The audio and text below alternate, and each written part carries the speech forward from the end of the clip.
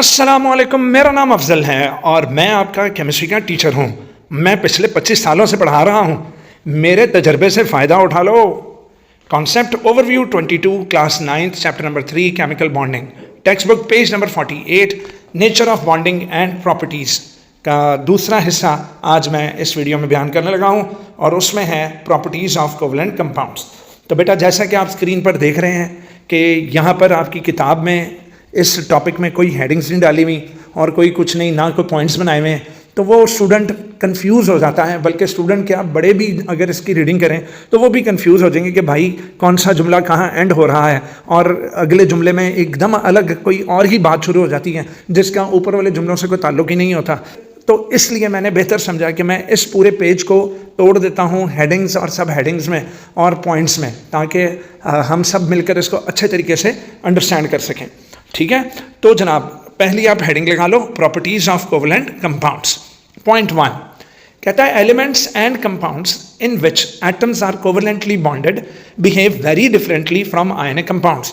تو کہتا ہے جناب وہ مالیکیولس کس کے، ایلیمنٹس یا کمپاؤنڈ سے مالیکیولس۔ اچھا اب ایلیمنٹ کا مالیکیول بھی ہو سکتا ہے۔ دیکھو مالیکیول ہے کیا، دو یا دو سے زیادہ اگر ایٹمس آپس میں جڑے ہوئے ہیں تو وہ ضرور مالیکیول بنا رہے ہیں۔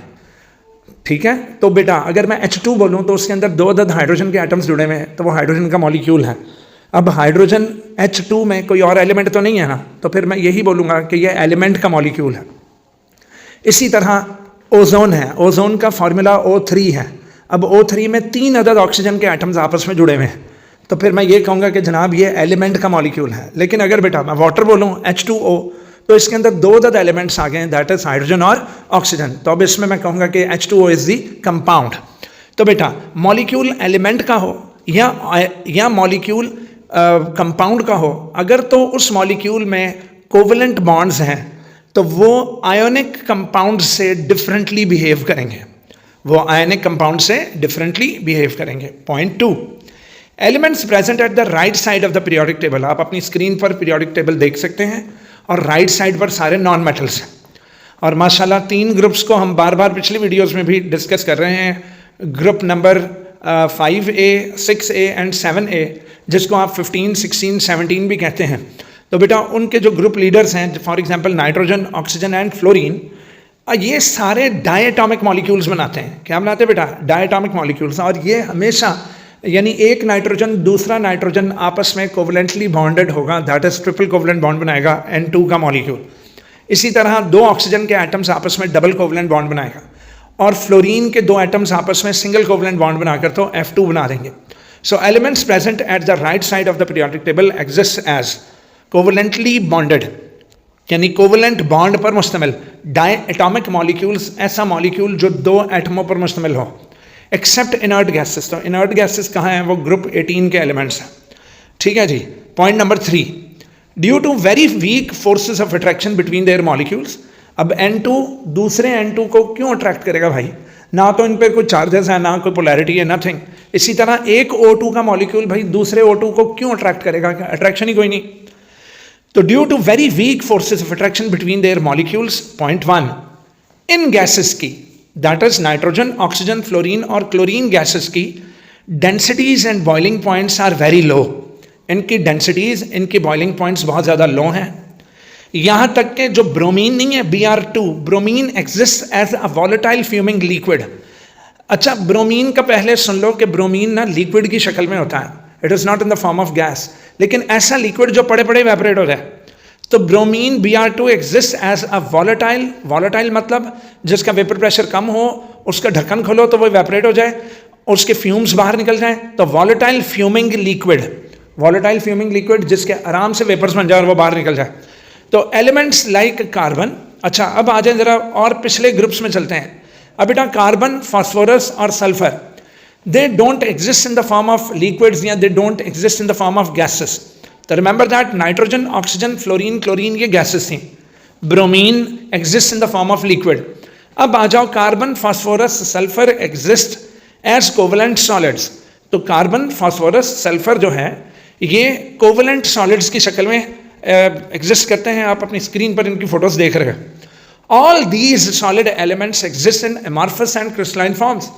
اب بیٹا ایمورفس سالڈ کیا ہوتا ہے؟ جس کے اندر ایٹمز کوئی خاص ارینجمنٹ شو نہ کریں، رینڈملی آپس میں کوولنٹ بانڈز بنا رہے ہوں، کوئی بانڈ اینگل کچھ بھی نہ ہو، تو سچ a solid in which the atoms are randomly arranged are called amorphous solids. جبکہ ایسا سالڈ جس کے اندر پارٹیکلز یعنی کہ ایٹمز جو ہیں وہ ایک خاص جیومیٹرک ارینجمنٹ میں لگے ہوئے ہوں، ایک خاص جیومیٹریکلی ارینجمنٹ میں ہوں یا ایک خاص جیومیٹرک ارینجمنٹ میں ہو، انہیں کرسٹلز بولیں گے. انہیں کیا بولتے ہیں بیٹا؟ کرسٹلز. تو چیپٹر نمبر 2 میں ہم نے ڈائمنڈ پڑھا. ڈائمنڈ کرسٹلائن سٹرکچر ہے، گریفائٹ کرسٹلائن سٹرکچر ہے، اور وہ بکمنسٹر فلورینز بھی کیا تھے؟ کرسٹلائن سٹرکچر تھے، کیونکہ اس کے اندر جو ایٹمز ہیں وہ ایک خاص جیومیٹرک پیٹرن، جیومیٹرک شیپ میں جڑتے ہیں، ہیگزاگونز، پینٹاگونز، اس طرح کے سٹرکچرز بناتے ہیں. ٹھیک ہے، 5 کونے 6 کونوں والے. تو ایمورفس اور کرسٹلائن فارمز میں ایگزسٹ کرتے ہیں کون؟ کاربن، فاسفورس اور سلفر. اب آگے آ جائیں، ایک دم فارمز آف کاربن پر بات کریں گے. تو پہلے ہم ڈسکس کرتے ہیں ایمورفس فارم. کاربن کی ایمورفس فارم کی ایگزامپل کول ہے بیٹا، کول دیٹ از کوئلہ. تو میرا بچہ ایمورفس فارم آف کاربن ہے and used as fuel in electricity generating plants. آپ سب کو پتا بیٹا کوئلے کو ہم جلا سکتے ہیں. تو کوئلے کو آگ لگائیں گے، اندر سے ہیٹ نکلے گی، اس ہیٹ پر ہم لوگ تو باربیکیو بناتے ہیں نا، لیکن جو سائنٹسٹ لوگ ہیں وہ کوئلے کو جلا کر ہیٹ سے واٹر کو بوائل کرتے ہیں، واٹر کی سٹیم بناتے ہیں، وہ سٹیم ٹربائنس چلا دیتے ہیں، ٹربائنس جنریٹرز چلا دیتے ہیں، اور جنریٹرز الیکٹریسٹی جنریٹ کر دیتے ہیں. تو جناب کول کا یوز کیا آپ کی بک میں دیا ہے کہ کول is used as fuel. Fuel کسے کہتے ہیں؟ ہر وہ چیز جو برن ہو کر ہمیں انرجی دے گی، دیٹ از کالڈ فیول. تو کول از یوزڈ ایز فیول. اس کو برن کریں گے، انرجی نکالیں گے. Where in electricity generating plants, ایسے پلانٹس جہاں پر بڑی بڑی فیکٹریز جہاں پر الیکٹریسٹی کو جنریٹ کیا جاتا ہے، وہاں پر کول کو ایز اے فیول یوز کرتے ہیں. اب آ جائیں نمبر 2، ڈائمنڈ. کہتا ہے diamond number 1 crystalline form of carbon ہے. Number 2 H carbon atom is surrounded by 4 other carbon atoms. آپ اپنی اسکرین پر دیکھ سکتے ہیں ہر کاربن 4 مزید کاربن ایٹم سے گھرا ہوا ہوتا ہے. And linked together by strong کوولنٹ bonds. اور یہ کاربن کے ایٹمس اسٹرانگ کوولنٹ بانڈس کے ذریعے آپس میں جڑے ہوئے ہیں. بیٹا due to it's rigid structure, اپنے اس سخت اسٹرکچر کی وجہ سے ڈائمنڈ ایک سخت لونڈا ہے. آئے ہائے معاف کرنا. تو due to it's rigid structure diamond is the hardest substance آن دی ارتھ. تو ریمبر دیٹ اگر کوئی آپ سے ایم سی کیو پوچھے کہ which one of the following is the hardest substance آن دی ارتھ، تو دیٹ از ڈائمنڈ. اور ڈائمنڈ کا ابھی ہم نے پچھلی ویڈیو میں جب انٹرسٹنگ انفارمیشن پڑھ رہے تھے تو اس کے اندر ہم نے پڑھا کہ diamond is used as a cutting, یعنی ان cutting, in polishing and in drilling. تو بیٹا ڈرل کرنے کا جو ٹول استعمال ہوگا اس کی ٹپ پر ڈائمنڈ لگا ہوا ہوگا. اسی طرح پالش رگڑائی کرنی ہوگی، پالشنگ کرنی ہوگی، تو اس رگڑائی والی مشین یعنی پالشنگ مشین کی بھی ٹپس پر کیا لگا ہوگا؟ ڈائمنڈ لگا ہوا ہوگا. اور اسی طرح اگر کوئی گلاس وغیرہ کٹ کرنا ہے تو گلاس کٹنگ کے لیے جو ہم ٹول استعمال کریں گے اس ٹول کی ٹپ پر ڈائمنڈ لگا ہوا ہوگا. تو ڈائمنڈ اپنی سختی کی وجہ سے اوپر موجود کوئی بھی ہارڈ انوانٹڈ مٹیریلز کو وہاں سے ہٹا کر پالشنگ، کٹنگ اور ڈرلنگ میں مدد کرے گا. اس کے بعد آ جائیں جناب گریفائٹ. تو گریفائٹ لیئرڈ اسٹرکچر ہے جی، made of ہیگزاگونل rings of carbon. You can see on your screen. Hexa کہتے ہیں 6، ہیگزاگونل 6 کارنرڈ رنگس. جس طرح فٹ بال کے اوپر جو ڈیزائن نہیں بنا ہوا ہوتا وہ ڈیزائن بھی ہیگزاگونل ہے. Got it? تو it has a Laird structure, layer per layer, ایک لیئر چلے گی، پھر اس کے اوپر دوسری لیئر چلے گی، پھر اس کے اوپر تیسری لیئر چلے گی. تو has a Laird structure made of ہیگزاگونل rings of carbon. Point 2، these layers are not bonded strongly. یہ لیئرز آپس میں اسٹرانگ کنیکشن ان کا اتنا نہیں ہوتا. سو دے slide past over each other. تو لہٰذا یہ ایک دوسرے کے اوپر سے سلائڈ پاس ہو سکتی ہیں. تو بیٹا جب کوئی چیز ایک سرفیس دوسری سرفیس کے اوپر سے سلائڈ پاس ہوگی تو پھر ہم اس کو مشینز کے وہ پارٹس جو ایک دوسرے پر رگڑ کھاتے ہیں، جو ایک دوسرے کے اوپر وہ ایک دوسرے کے اوپر سے سلائڈ کرتے ہیں، تو ان سلائڈنگ کے دوران ان کی فرکشن نہ ہو تو ہم ان سرفیس کو کورڈ کر دیتے ہیں گریفائٹ کے ساتھ. Got it? تو اس طرح فرکشن کم کرنے والی چیز کو لیوبریکینٹ کہتے ہیں. फ्रिक्शन कम करने वाली चीज़ को क्या बोलेंगे? लुब्रिकेंट. तो graphite is use as a lubricant in industries. तो ग्रेफाइट को एज अ लुब्रिकेंट इंडस्ट्रीज़ में इस्तेमाल करते हैं. सरफेसेस पर ग्रेफाइट की कोटिंग कर देते हैं, ऊपर ग्रेफाइट लगा देते हैं. जब मशीन का एक पार्ट जो कि ग्रेफाइट सरफेसिंग वाला होगा वो दूसरे पार्ट के ऊपर वो जब रगड़ खाएगा तो जनाब वो रगड़ नहीं खाएगा, वो स्लिप पास हो जाएगा, क्योंकि ऊपर दोनों तरफ ग्रेफाइट लगी हुई थी और वो आराम से स्लिप पास हो जाएगा. तो it is use as lubricant in industries. इसके अलावा ग्रेफाइट एक गुड कंडक्टर ऑफ इलेक्ट्रिसिटी है. ग्रेफाइट में से बेहतरीन तरीके से इलेक्ट्रिसिटी पास होती है. कोई पूछे क्यों? कहना जी ग्रेफाइट में से इलेक्ट्रिसिटी इसलिए पास होती है क्योंकि ग्रेफाइट में हर कार्बन के पास मोबाइल इलेक्ट्रॉन्स होते हैं. मोबाइल इलेक्ट्रॉन्स मतलब कि जो किसी बॉन्डिंग में इस्तेमाल नहीं हुए हुए. तो एक लेयर और दूसरी लेयर के दरमियान मोबाइल इलेक्ट्रॉन्स होते हैं. और मेटालिक बॉन्ड हमने पढ़ा था, जहाँ जहाँ मोबाइल इलेक्ट्रॉन्स होंगे वहाँ वहाँ इलेक्ट्रिसिटी की कंडक्टिविटी होगी. So good conductor of electricity है. क्यों? Due to the mobile electrons between the layers. And it is also use as an electrode. Electrode क्या होता है बेटा? वायर की एंड पर अगर हम कोई रॉड लगा दें या कोई भी मटीरियल लगा दें जो कि करंट पास हो सके, तो बेटा हम तारों के एंड पर, यानी वायर में से तो करंट गुजर ही रहा है, लेकिन अगर हमने वायर के आगे कोई चीज़ अटैच करनी है ताकि हम उसका कोई और यूज़ कर सकें, तो वायर के आगे हम ग्रेफाइट को अटैच कर सकते हैं. It is use as an electrode. और इलेक्ट्रोड कंडक्टर होता है, it can pass electricity through it. तो जी हाँ, ग्रेफाइट का एक यूज़ ये भी है कि we can use them as electrodes. Next आ रहा है बाइनरी कोवलेंट कंपाउंड्स. तो बेटा कोवलेंट कंपाउंड्स अक्सर औकात दो एलिमेंट्स पर मुश्तमिल होते हैं. तो जब किसी कंपाउंड में दो एलिमेंट्स हो तो वो कहलाएगा binary compounds. The compound which is made up of two elements, या the compound which consist only two elements are called binary compounds. तो generally exist as low temperature boiling gases.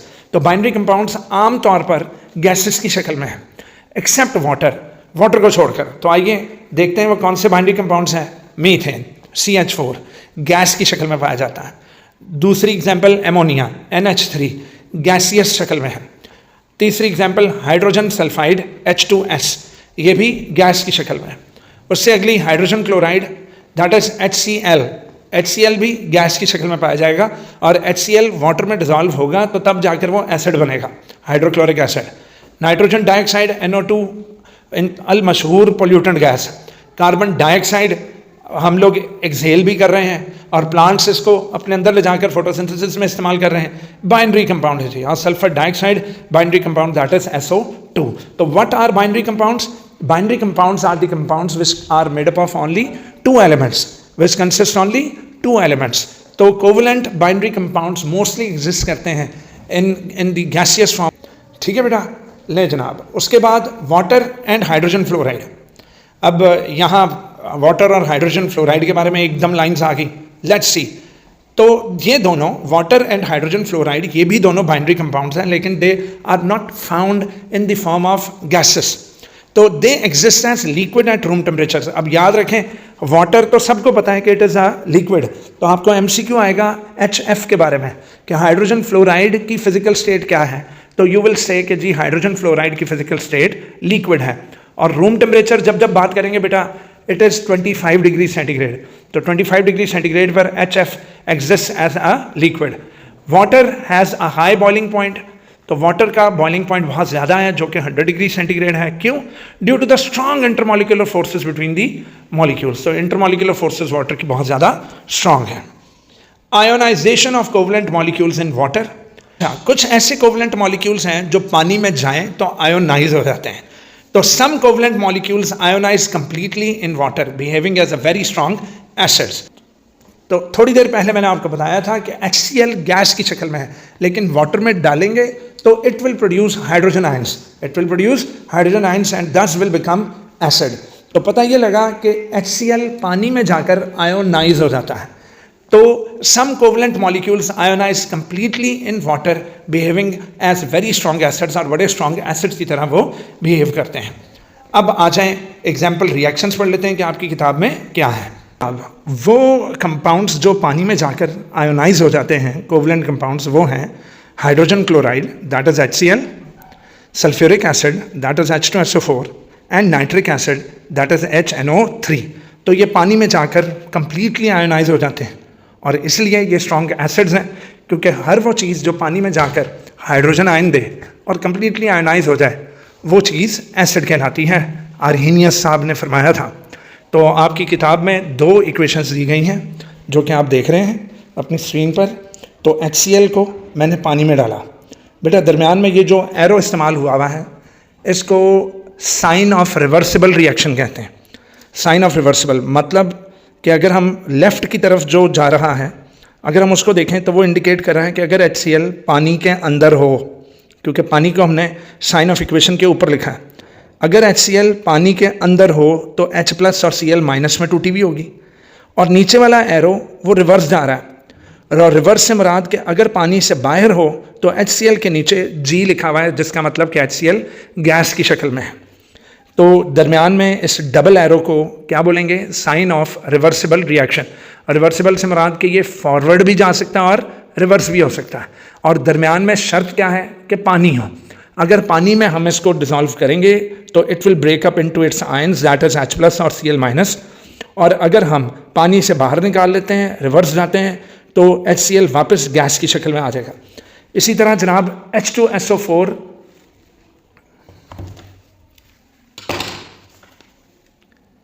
H2SO4 جس کو ہم نے آپ کی کتاب میں لیکوڈ سے ظاہر کیا گیا ہے. H2SO4 اگر ہم فارورڈ جائیں پانی میں موجود ہو تو ٹوٹے گا 2H+ مطلب 2 hydrogen ions plus sulphate ion that is SO4 2- میں ٹوٹے گا بیٹا.